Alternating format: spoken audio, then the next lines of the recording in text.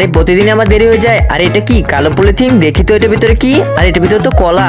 আরে এটা কি লেখা আছে? এটা একটা জাদুর কলা। এটা তুমি যাকে খাওয়াবে সে অনেক বয়স্ক হয়ে যাবে। আচ্ছা তাই নাকি? আজকে হবে মজা। আবে আরে ভাই অমিত দেখ ওই মোটা এসে গেছে।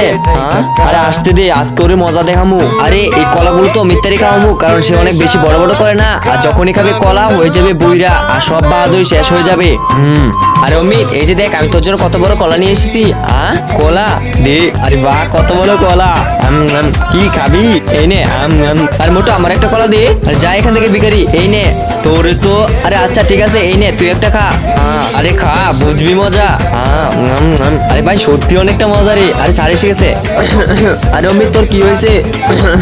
যখন থেকে আমি ওই কলাটা খাইছি তখন থেকে আমার নিজেরে বুইরা বুইরা মনে হইতাছে। আচ্ছা কলা? কলা তো আমিও খাইছি রে। আরে এখন তো শুধু অমিত বুইরা হয়েছে, যখন চিকু বুইরা হবে তখনই হবে আসল মজা। গুড মর্নিং বাচ্চারা। Good morning sir.